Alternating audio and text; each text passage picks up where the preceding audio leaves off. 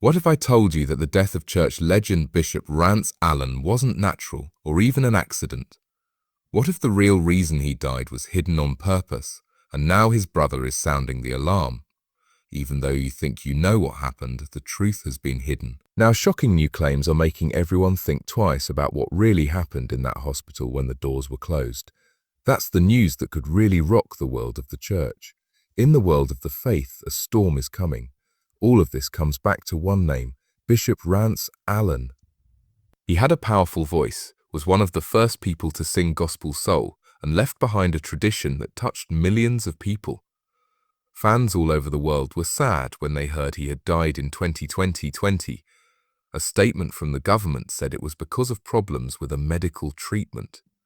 But now, after years, his own brother, who is close to him, is speaking out. And what he says will make you speechless. He said Bishop Rance Allen's death wasn't just a tragedy caused by illness. There were hidden autopsy reports, last-minute changes to the hospital schedule, and a silence that was too planned to be ignored.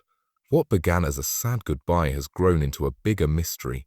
Some people say the truth was purposely kept from the public. So, we're going to talk about what really happened in the last days of Bishop Rance Allen in this film. Listen to what his brother just said that the news didn't cover. Some people close to the family now think his death was planned ahead of time. You won't believe who could have been involved or the disturbing reason why. Take a seat, because this is where things get interesting. The world was told that Bishop Rance Allen died on October 31, 2020 because of problems with a major surgery. The formal statement was short, quiet, polite, and not very clear. Allen worked for many years to build the new Bethel Bountiful Blessings Ministries in Toledo. They released a formal statement saying that he died while healing from surgery at Heartland Prometica Hospital. The news wasn't big, and there wasn't much information. Not a single autopsy report was made public at the time. Fans were sad. A lot of gospel stars, celebs, and fans from all over the world sent tributes. Many people thought it was a sad event. At age 71, this choir star died too soon. But something wasn't adding up behind the scenes. So says Steve Allen, Rance's biological brother and former bandmate in the Rance Allen group. The family wasn't totally on board with what was said in public. After several months, Steve said in a quiet Facebook Live that things were being kept secret and that not everyone agreed with the way his death was handled. At the time, he didn't say everything, but his tone was tense and his eyes showed a weight that couldn't be denied. What he said was about choices being made without full agreement, and how the family was told not to press for answers, especially when it came to medical records and autopsy results. In fact, he said that the cause of death was decided too quickly before all the tests were finished. The first real red flag began to show up at that point. Why would someone want to hurry through the last paperwork for a well-known person in the Gospels? Who had the power to keep the people from seeing the autopsy report? Why is that? Steve Allen made it clear. He wasn't the only one who didn't believe everything they told him. Family members who were close to the situation are said to have noticed odd patterns in how quickly everything was handled, from the hospital's limited information to the funeral plans being made within 48 hours. It gets even stranger from here on out. A short time after Bishop Rance Allen died, rumors started spreading from Heartland Prometica Hospital, the very place where he died. At first, they were thought to be just hawks. After that, though, something scary happened. A nurse who was supposed to be taking care of Bishop Allen in his last hours stopped showing up for her shifts all of a sudden. Someone claiming to work for ProMedica wrote on social media that the nurse in question was worried about how Allen's chart had been changed after surgery.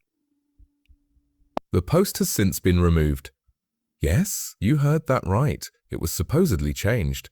This person who did not want to be named said that the medical records that showed vital signs, medicines, and even the time of death did not match what happened in real time.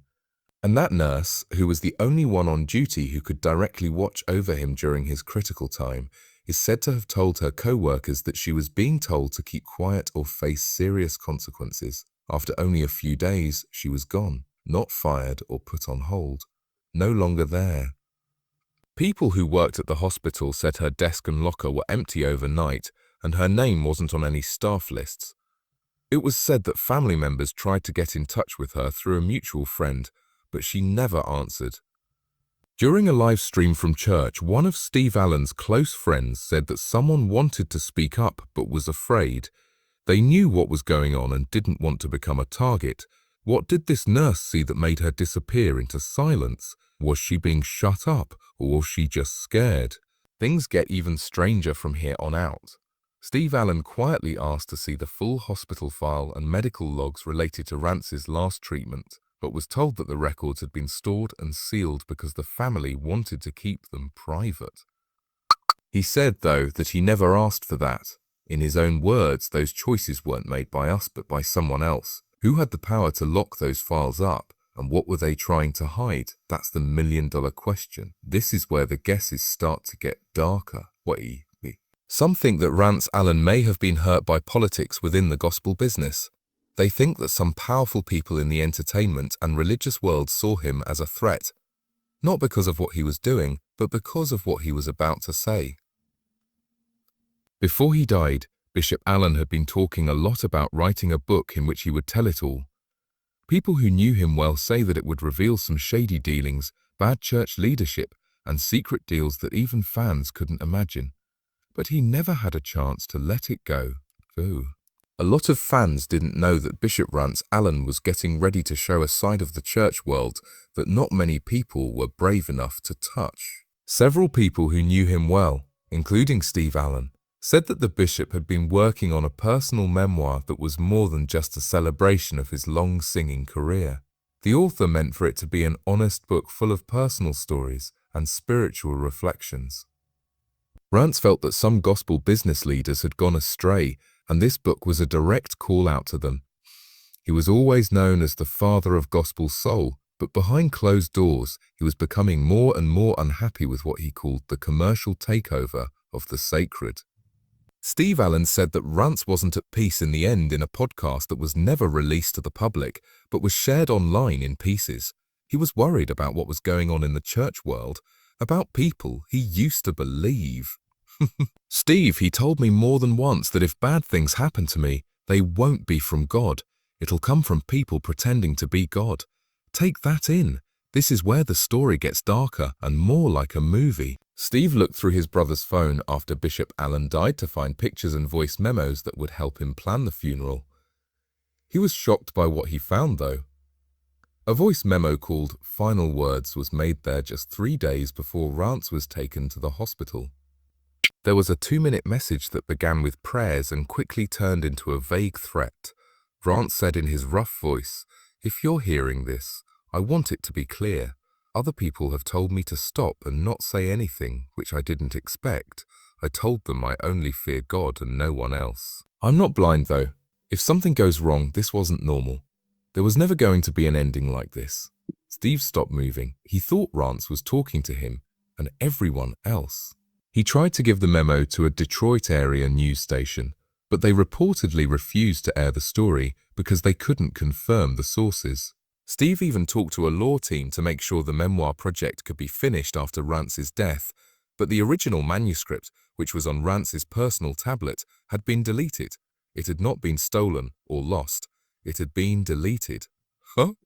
The only people who could use that device were his close family and hospital staff while he was there. Of course, Steve wasn't accusing anyone by name, but his tone was clear in several conversations. "I didn't make that voice note. It was made for all of us." They made sure Rance never spoke because they didn't want him to. Even scarier was the fact that Rance named a senior gospel figure by name in the voice memo. Steve has never made this person's identity public. To be fair, you have seen him on stage before with Rance, but you never saw the real stress. What person did Rance mean?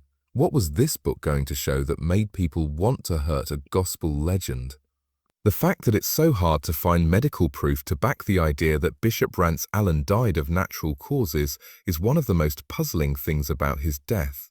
Most of the time in high-profile deaths, especially those featuring famous people with huge fan bases, at least there is some openness, a coroner's report, a medical examiner's comment, or something else that proves what happened. But in the case of Bishop Allen, the public has not been given any official autopsy reports. Not even a doctor's summary for the press has been made public. Steve Allen says that not even he and a few other family members were allowed to see the whole autopsy. He said that when they called the funeral home and the local medical examiner's office, they were told that the report was not available because the family had asked them not to. But what's wrong? That's not what the family ever asked for. At that point, a shocking turn of events happened. There was a quiet leak that almost broke the silence. A scary claim was made in a Facebook post that has since been deleted by a former employee of the Toledo funeral home that handled Bishop Allen's body. Allen's body. Thousands of people took screenshots of the post before it deleted. It said, "I've been quiet long enough. I worked with Bishop Rance Allen to get his body ready for service." The reason written on the sheet was not normal at all. "Because of the law, I can't say more, but it wasn't what was shown on TV. You guys, something is wrong." People in gospel groups and fan forums were shocked by that post. People wanted to know the truth. But within hours, not only was the employee's post taken down, but their account was also shut down. Some fans said they tried to get in touch secretly, but either didn't hear back or were blocked. After 48 hours, that person was no longer visible online. Even when local reporters tried to get in touch with the funeral home again, they didn't hear back. A former local news editor who spoke on an online podcast without giving their name said that this was being kept secret by people with ties to the law and gospel groups as well as spiritual leaders. Some information from that post got out, and it was enough to cause a lot of worry. The papers used to plan the funeral supposedly mentioned cardiopulmonary arrest due to unknown intervention, not a clear ruling. There was talk of outside damage that didn't match up with the effects of the surgery. The time between death and body release was unusually short, less than 18 hours. This happens very rarely in high-profile deaths involving surgery. If what this says is true, then someone did everything they could to hide the truth. Why? Some people think it's because Bishop Allen's autobiography would have caused a huge controversy if it had been made public, putting the spotlight on important church leaders, gospel funders, and maybe even medical cover-ups involving powerful people. Others think there may have been financial reasons, insurance plans, music rights, or ownership of a legacy. All of these would be complicated by the fact that the cause of death is controversial. Declaring it natural gets rid of the need for a probe, cuts down on delays, and makes it easier to transfer the estate. Things get even stranger from here on out. Steve says that 2 weeks after Rance's funeral, his personal lawyer got a letter telling him not to try to get any memoirs or other material published after the fact. The family members didn't sign it. It came from somewhere unknown, but it was linked to a private religious legal body with ties to a large church group. Why would someone try to stop Rance Allen's last message? Why hide a study that could have easily shown that what we were told was true?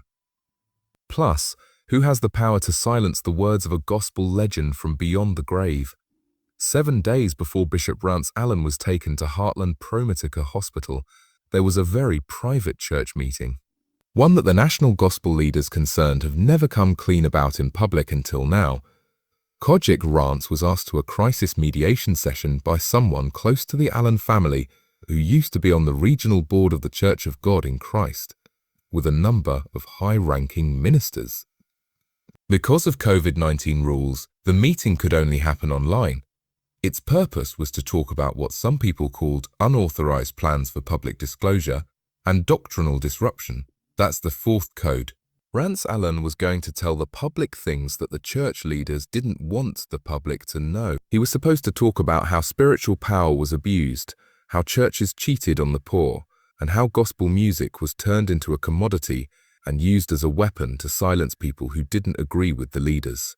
The unfinished book was only a small part of it. He had also recorded hours of video lectures, private testimonies, and voice memos that had not been made public. Reports say that Rance got into a heated argument with a top bishop during that Zoom-style meeting. This bishop had been a public friend of his for a long time. Tensions rose, words were traded, and Rance is said to have hung up early on the call, clearly upset and shook up. After 3 days, he started having trouble breathing and went to the hospital for what was meant to be a routine procedure. He didn't show up. Steve Allen is still very sad, but he thinks that meeting was a turning point. In a post that has since been taken down, he said that that day something broke in Rance. After that call, he wasn't the same person. He seemed to have seen the truth, which scared him. People in the church paid respect to Rance for a week after he died, but many didn't talk about the real man behind the gospel legend, his anger, his fears, his warnings, and his truth. Bishop Rance Allen was more than just a voice. He had a vision, worked to change things, and was a spiritual fighter who spoke out when others were quiet. People are sad about his death, but there are still more questions than solutions. Because the family didn't agree, why was the autopsy sealed? Why did a nurse leave after pointing out problems with his chart? Why did his book and tapes disappear? In addition, who told them to stop after he died? Why did Rance Allen leave a voice memo saying that his death would not be natural? That is the most troubling thing. Whether there was a plot to hide the truth, keep people quiet, or something much worse, there is one thing that is clear. We still don't know the whole truth about Bishop Rance Allen's last days. And until it is, the church world needs to keep asking questions because of what he left behind. Share this movie if you think Bishop Rance Allen should get justice, and if you think the truth should never be buried with the body. Listen for his voice after he dies. Let everyone in the church know that we're still here and ready to ask what happened.